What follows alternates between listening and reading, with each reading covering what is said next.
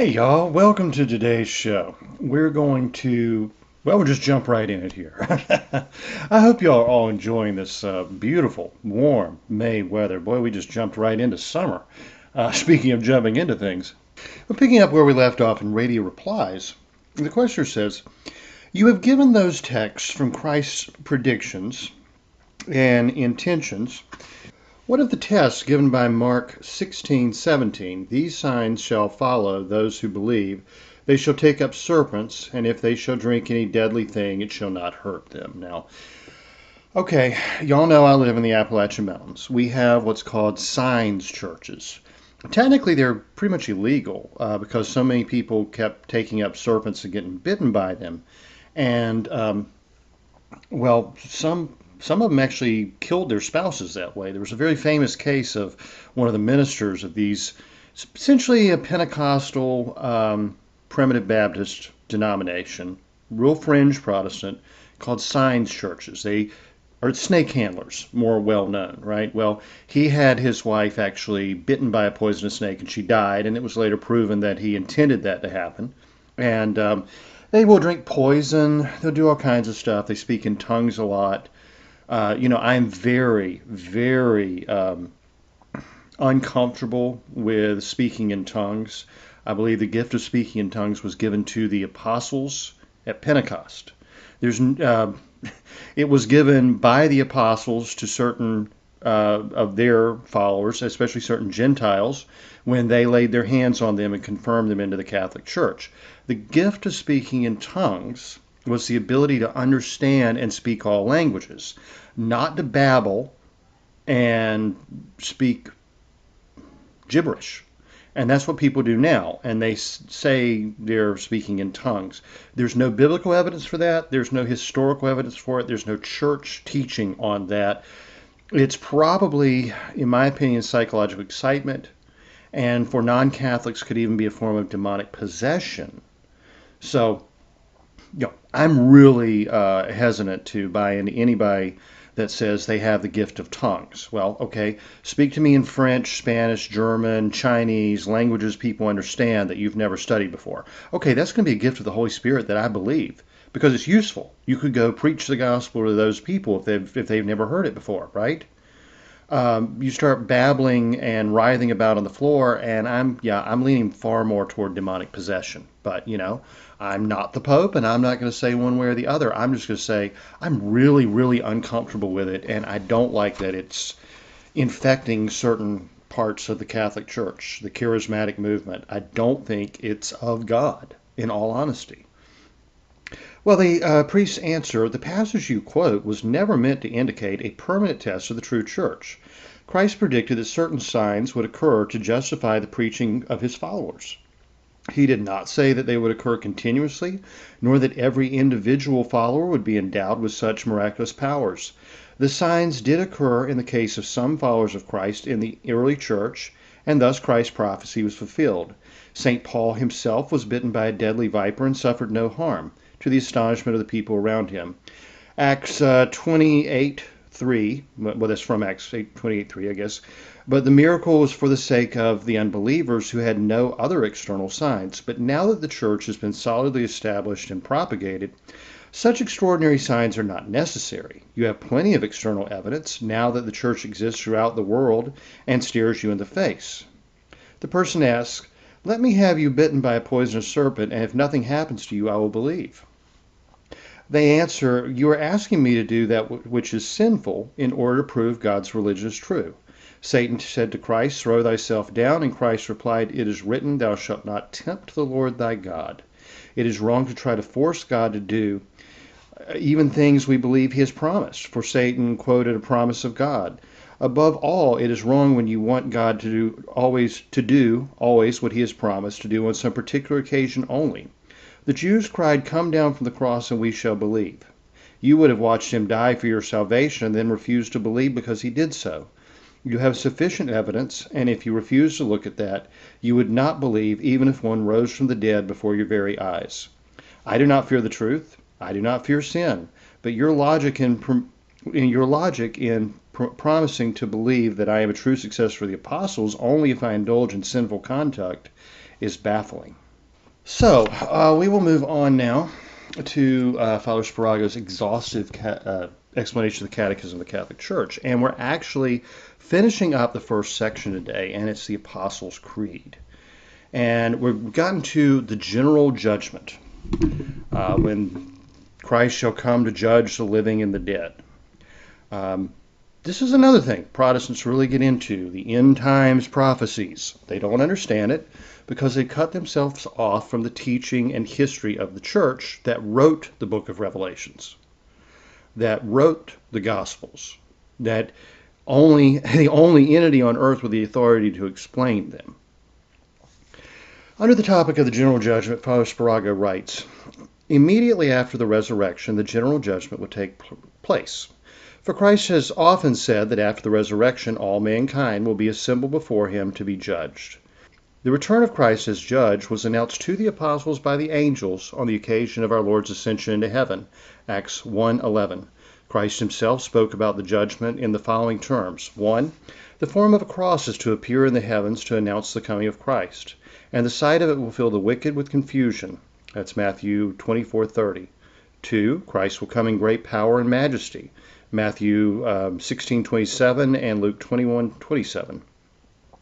Hence we cannot conclude that the divine essence will be manifested to all at the judgment, for this no man can see without being wrapped in heavenly joy. According to St. Thomas, the lost will have some sort of perception of God's majesty and essence. Possibly they will see it manifested through the veil of the sacred humanity of Christ at the judgment. In other words, they would see him physically. 3. The holy angels will accompany our Savior, Matthew 25:31. They helped to the salvation of mankind, and now they will receive their meed of honor. In other words, the angels are always trying to help us to make it to heaven. We have a guardian, each of us has a guardian angel. There are millions, countless angels praying for us and trying to help us in every way. That's why Catholics communicate with angels. That's actually the Bible instructs us so to do, especially in the book of Revelations. The angels were taking up the prayers of the Christians on earth. The saints were presenting the prayers to God. I mean, it's a very Catholic book if you actually understand it. For all nations of the earth will be assembled before Christ seated on his throne, Matthew 25:32. He will separate the sheep from the goats. The blessed will be placed on his right hand and the lost on his left, Matthew 25:33. When the prophets speak of the judgment being held in the valley of Jehoshaphat, whatever, Joel 3:2, they do not mean that the nations will be gathered into it, that particular valley lying between Jerusalem and Mount Olivet, the Mount of Olives. They mean simply that mankind will be assembled in the valley of the judgment of God. Jehoshaphat in Hebrew means judgment of God, i.e., in some place appointed by God for this judgment. We speak of the general judgment because angels as well as men will be judged. That's Jude 6. And of the last judgment because it will be held on the last day. The general judgment will take place in order that God's wisdom and justice may be made manifest to all creatures. Christ will be judge in order that the honor of which he was robbed may be restored to him before all creation. On this day, God will reveal to men with what wisdom he disposed the career of mankind and of each individual, so that all might attain their end and be happy even on earth. It will then be seen how various kinds of evil, the sufferings and even the sins of men, have been turned by God to their advantage. Much which the world now esteems foolishness will be seen to have been great wisdom. This judgment will also demonstrate God's justice. He will bring forward what could not have been brought forward at the particular judgment. The deeds, words, writings of many men have produced their results only after their death. What blessings, for instance, apostles and missionaries have conferred on whole nations, and what harm has been done by heretics, not only to their contemporaries but to those coming after them. Christ will be judge, this office demanding wisdom in a special degree, and Christ is the eternal wisdom. Moreover, he will be judged because the honor due to him was refused by so many and by all the irreligious and godless men ever since. He was condemned as a malefactor by Pilate, and as the apostle says, Christ crucified was to the Jews a stumbling block and to the Gentiles foolishness, 1 Corinthians 1:23. Then will his enemies call upon the mountains to fall upon them, and the hills to hide them, Luke 23:30. Hence Christ's words, "For neither does the Father judge any man, but hath given all judgment to the Son, that all men may honor the Son as they honor the Father," John 5:22. When Christ was on earth, he repudiated all judicial power. "I judge not any man," that's John 8:15. Christ is judged in the last day because he became man. The Father hath given him the power to do judgment because he is the Son of Man, John 5:27. God's mercy, too, has ordained that the judge of mankind should be a man. No wonder St. Thomas Villanova exclaimed in ecstasy, "Happy am I to have my Savior for my judge." Christ will conduct the judgment in the following manner. He will reveal all, even the most hidden things, will exact an account from all men of the works of mercy they have or ought to have performed, and by a final sentence separate forever the good from the bad. The general judgment is thus a solemn repetition of the particular judgment, and it might also be called a repetition of the world's history, for each event will be represented to the eyes of the assembled multitude. And the books were open, and the deeds were judged by those things which were written in the books according to their books. That's Revelations or Apocalypse 20:12. The Lord will bring to light the hidden things of darkness, 1 Corinthians 4:5. He will search Jerusalem with lamps. It is to the general judgment that these words of our Lord apply. There is not anything secret that shall not be made manifest, nor hidden that shall not be known and come abroad. Luke 8:17. When the sun rises, the snows melt and leave bare all that lies beneath. So shall it be when the Son of Justice mounts the heavens. All sins will be revealed, and the revelation will be worse than hell to the sinner. While to the just there will be glory because they did penance. The white robe of sanctifying grace, as St. Gertrude tells us, will hide the sin, and instead of the stains which were removed by penance, there will be ornaments of gold. All good works will be revealed, Ecclesiastes 12:14, and the secrets of men's hearts shall be known, 1 Corinthians 4:5. The martyrs will receive honor for the contempt which they endured, and the sinners will exclaim as they look upon the just, "These are they whom we had sometime in derision, and for a parable of reproach. We fools esteemed their life madness, and their end without honor. Behold, now they are numbered among the children of God, and their lot is among the saints." It comes from Wisdom 5:3-5. Works of mercy will be required of every man, Matthew 25:34-36. The Gospels explain to us why the saints and all pious Christians are so eager in the performance of works of mercy. When people asked St. Elizabeth why she was so zealous in good works, she used to answer, "I am preparing for the day of judgment. There will be no question then of riches or social position, for God is no respecter of persons," Romans 2:11. On the contrary, to whomsoever much is given, of him much will be required, Luke 12:48. The judgment will end with the sentence of the judge, which will divide forever the good from the bad, Matthew 25:46. This separation was foreshadowed in the parable of the cockle. "Gather up ye first the cockle, and bind it in bundles to burn, but the wheat gather ye into my barn," or tares, or weeds. It's been spelled many different ways. Different words, different languages, mean the same thing. Matthew 13:30. Many friends and relatives will be separated forever on that day. Matthew 24:40. Many who are rich and powerful will be lost, and their dependents, or those who sued as beggars to them, will be saved. Then, too, says St. Augustine, creation will take on a new and glorious form to correspond to the glorious bodies of the elect. We look for new heavens and a new earth according to his promise, in which justice dwelleth. 2 Peter 3:13. The existing universe will be destroyed by fire, and this fire will purge those who have yet to do penance for sin. And since there will be no purgatory after the day of judgment, the want of duration will be made up by the intensity of the pain. For as for the just, they, like the three children in the furnace, will remain untouched by the flames. The thought of judgment is a wholesome one. St. Methodius had a picture executed for the king of the Bulgarians representing the dividing of the good from the bad on the last day. The king could never expel the image from his mind, and in consequence became a Christian and promoted Christianity with great zeal in his kingdom. In the Acts 24:25, We read how Felix trembled when St. Paul spoke of the judgment to come. Yet Felix does not seem to have acted up to grace, for he broke off the discourse and gave up St. Paul to the Jews. The day of judgment is unknown to us, though certain signs have been revealed which are to herald its approach. Christ said, "Of that day and hour no one knoweth, not the angels in heaven, but the Father alone." Matthew 24:36. The knowledge of it would be of as little use as the knowledge of the hour of our death. St. Augustine recommends us to do now as we should do if tomorrow were the last day. Then we should have no occasion to dread the coming of the judge. Christ gave some signs of the approach of the last day, Matthew 24:3, etc., so that Christians might remain steadfast and courageous. The signs are, the gospel shall be preached to the whole world, Matthew 24:14.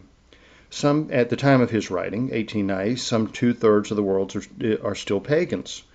It's probably about accurate now, and I would say the Christian part of the world in 1890 has mainly lost faith. Children are not being taught Christianity. They're not being taught the faith of their fathers. And whereas 2/3 of the world were pagan in the 1890s, therefore it was not the end of the world. Now, most of Christendom is not Christian anymore. So the gospel has not yet been preached to the whole world, because we have a couple of generations from the baby boomers to the present which were not instructed in the gospel and the truth, the fullness of which is in the Catholic Church. So people are always getting freaked out about it's the end of the times, it's the end of the world, it's the apocalypse. And I'm like, no, not until everyone has been taught and has the opportunity to freely choose to believe in Jesus and become a Christian or to reject Jesus. Until that time, just like, well, I guess it was Sodom and Gomorrah when he said, "Go find me so many just men and I won't destroy the city," right? God in his infinite justice won't subject people to judgment who have not had the opportunity to learn that he is God and what he teaches in how to worship him and how to live and what to do and not to do. Anyway, the greater part of mankind shall be without faith. And well, in that case, in that instance, we do represent that, but you have to choose to have faith or not. These are people who have rejected the faith. And that's Luke 18:8 and 2 Thessalonians 2:3, and immersed in the things of the earth, Luke 27:26, etc. And people have always been immersed in the things of the earth. It's not. We're pretty hedonistic now, but compared to ancient Greece and ancient Rome, yeah, they were pretty bad, pretty bad. 3. Well, let's see. Mankind will be much as they were in the days of Noah. They won't listen to the prophecy that the end's coming, of course. Matthew 24:38. And the Antichrist will appear. It's very important. The Antichrist is a man who will give himself out to be Christ, and by the help of the devil will perform many wonders. Now, there have been many antichrists. Hitler was an antichrist. Luther was an antichrist. Got several coming out of Germany, haven't we? Nero, the emperor of Rome, was an antichrist. There have been Stalin, certainly. Anyone who opposes the gospel is an antichrist. But this is a specific individual who will call himself Christ, and with the help of the devil will perform miracles. Now, we've not yet seen this person. Doesn't mean it won't happen in my lifetime, but we haven't seen him yet. He will be a terror by the persecution which he will raise. That's Revelations 23-9. It is probable that he will choose for his kingdom Jerusalem and those places where Christ lived. Okay, don't really care what you think about Benjamin Netanyahu. He's not the Antichrist. So we're not there yet. Now, if the Palestinians take over and a Muslim begins, as they tend to do, killing everybody who's not Muslim, i.e. Jews and Christians, you might see an Antichrist come out of that area in the not too far distant future. Iran is pretty close enough for spitting distance, as we say in the South. And they have this whole legend of, I can't remember what they call him, basically a mystical figure, not just a prophet, but someone who can perform miracles and all that, rising out of a well and ruling the world. And yeah, you could say that could actually be the Antichrist. So you remember this, y'all. I mean, I don't understand, frankly, why Catholics have such so many are on the side of the Palestinians. The Palestinians are not on our side. The Iranians are not on our side um, at all. I mean, there's just a level of anti-Semitism that is accepted in Christianity that is really quite destructive. No, Jews aren't Christian, and we don't always get along, but they also don't go around trying to kill Christians. Muslims do. Not all. Most don't. But if you're looking for the biggest threat to Christianity, you'd have a hard time deciding between communism like China or Islam, because they really do believe those the fundamentalist Muslims, and I have many, I've had many Muslim friends. We get along just fine. They're not fundamentalist Muslims. They're not jihadists.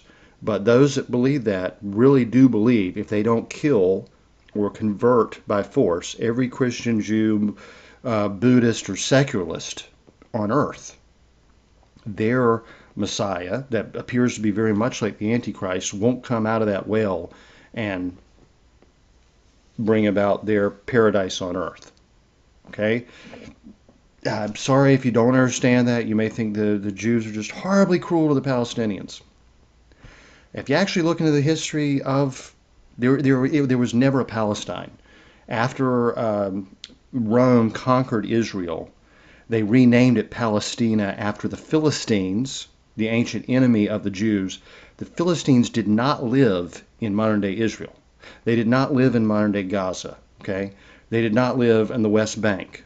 Most of them lived in Jordan and some in Egypt. The Egyptians and Jordanians hated them, and at the first opportunity expelled them and put them in there to be the enemy of the Jews, calling them Palestinians, whereas before they had been Philistines. Unfortunately, several studies have been shown, and you can look this up, the average IQ of a Palestinian is about 80. Let that sink in. These are a tribe. Everybody's a tribe, except for modern Europe and America. Okay, I come from a Celtic tribe. Native Americans, the Cherokee are a tribe. Why are the Cherokee a tribe? Because they marry each other. They inbreed. The different tribes of Africa have black skin, dark skin, because they intermarry. For some reason, the Palestinian so-called people, the Philistines, they are also a tribe that intermarry and have a very low IQ and are very prone to violence. I'm sorry, but that does appear to be the truth. Now, that sounds like racial prejudice, but it's not meant to be. We all know that inbreeding can lead to low IQs and a lot of other, genetic issues. This is a group of people that on average have a very low IQ. And the polls that were done after the horrific attacks on Israel last year, 80% of them were in support of, slaughtering, burning children alive and raping women and children and cutting people's heads off and blowing people up. They have no right to the land they're on. It's not historically theirs. There has never been a true Palestine nor a true Palestinian people. But the Philistines have been a thorn in the side to every nation in which they've ever dwelt. And the other Muslim nations were more than happy to put them there as the enemy of Israel. So just think about where your loyalties lie. Now, I'm sure you may have found this very offensive, but I'm going off of news articles and statistics that I've read, and I'm going after history that I can back up. Even if the so-called Palestinians who aren't Palestinians had a historical claim to that land, they still don't have the right to commit terrorist attacks against the Israelis. That's still immoral. Okay, the Cherokee, for instance, or the Catawbas even more, had a very strong right to North Carolina. Unfortunately and tragically, they were pushed out by the settlers and really persecuted by the American government in the Trail of Tears and such. When Andrew Jackson found out there was gold on Cherokee land, he expelled them to Oklahoma. If the Cherokee tribe of North Carolina suddenly began blowing up buildings in Charlotte and Asheville and Raleigh and slaughtering innocent women and children and shooting people in the street and burning babies in ovens, what would your response be? Would you sit there and say, well, their land was taken from them, they really had no? You'd either be picking up a gun and shooting them, or you'd be demanding your government do that. That's the moral response. That's the Catholic response, actually. That falls perfectly under just war. You have the right to protect your life and the life of another innocent person, even a non-innocent person. If their life is being threatened, you have the right to protect them and the duty to protect them. No one gets to go and make up for historical grievances by slaughtering innocent women and children and men and elderly and young, etc. As an Irish person, a person of mainly Irish descent, what the English did to the Irish is far worse than anything that's ever been done to a Palestinian, okay? Or the Palestinian people as a whole, or even in part. I mean, the Irish are the most enslaved people on the face of the earth. The potato famine, we're talking basically a genocide. I cannot support terrorist actions by the IRA or Sinn Féin. No. I mean, if you want to declare an actual war and England and Ireland fight each other, and first of all, Northern and Southern Ireland, I guess, would have to fight each other, and then the winner could go against England, that's a totally different matter. You cannot just start going in there and slaughtering civilians. It's not in any way moral, in any way, shape, or form. It's not moral. It's called terrorism for a reason. It's not called war.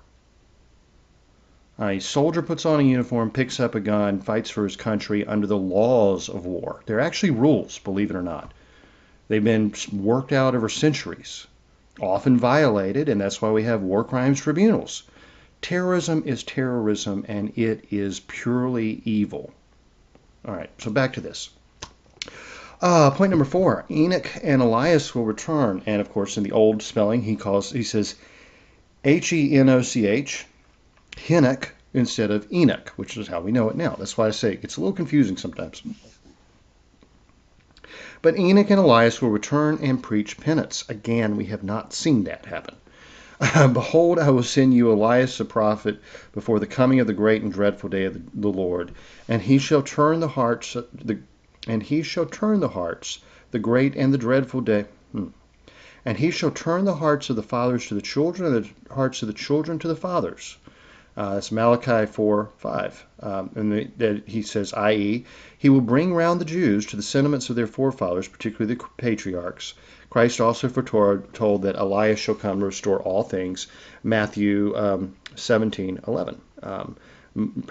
It is widely believed in traditional teaching that the Jews will convert to Christianity, Catholicism specifically, before the last days. Okay, all faithful Jews. And the Blessed Mother has promised that most, if not all, Muslims will convert. So we are so not there yet. We are so not there yet. Of Enoch, we should know that Enoch pleased God and was translated into paradise that he may give repentance to the nations. That's to the nations. Ecclesiastes, I don't even know chapter and verse on that. I'm getting tired. Enoch and Elias will preach for 3 years and a half and recover many souls from the Antichrist, who in the end will kill them, and their bodies will be left unburied. And after 3 days and a half, God will raise them from the dead again. So the Antichrist will kill those Jews, especially, who convert to Christianity. That's, again, from Revelations.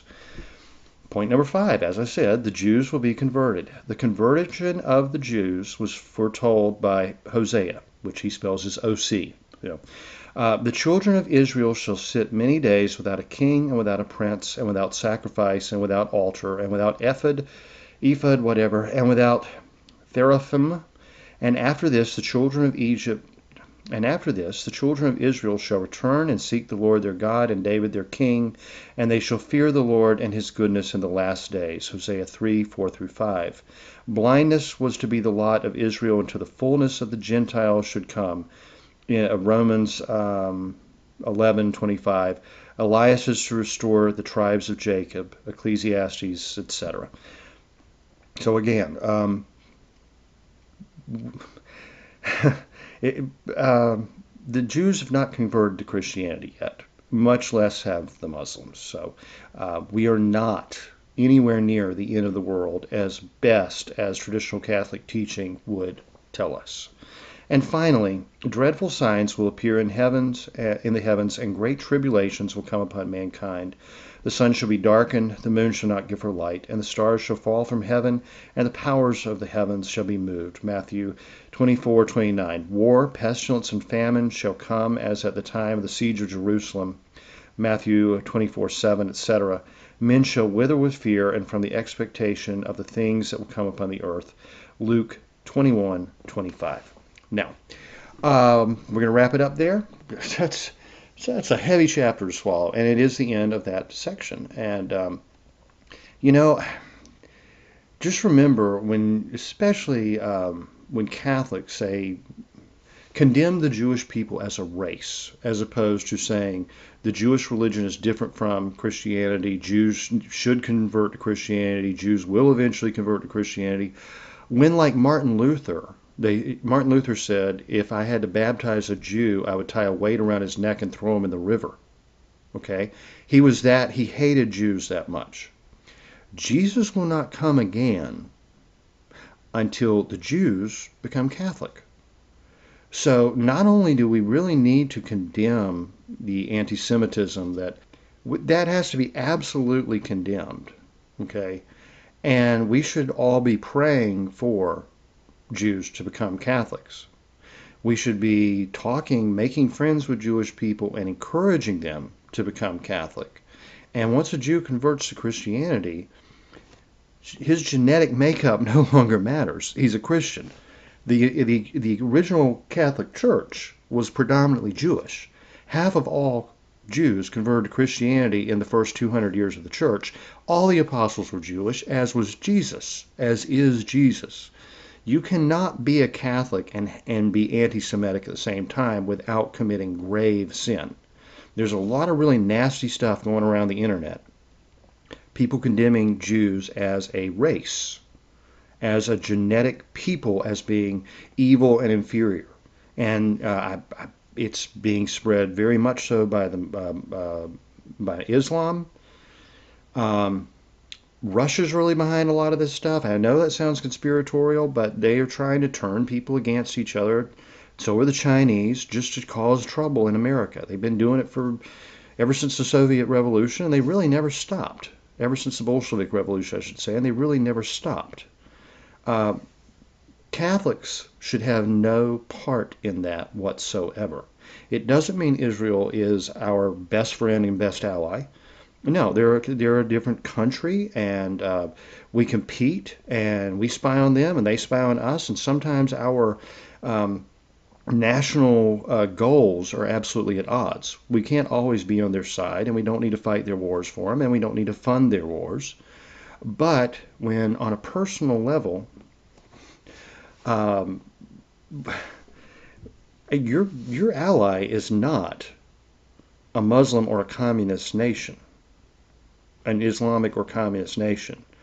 And it's getting well out of national politics. If you've got a problem with somebody, your neighbor or somebody down the street because they happen to be Jewish, that problem is in your heart, and you're going to have to get that bigotry out of your heart if you want to please God. And you either do it here on earth or in purgatory, hopefully. And it doesn't matter. I mean, even if all the Jews on earth absolutely hated Christians and did everything they could to hurt Christians and were the absolute enemy of the Catholic Church, what does Jesus say? Love your enemies. Yeah, it's hard to do. I'm sorry if you don't like it. If you believe that Jews are absolutely against you and hate you, most of them probably don't give you a thought whatsoever, and that you're probably actually paranoid. But even if you weren't, You still have the Christian obligation and duty to love them and to turn the other cheek.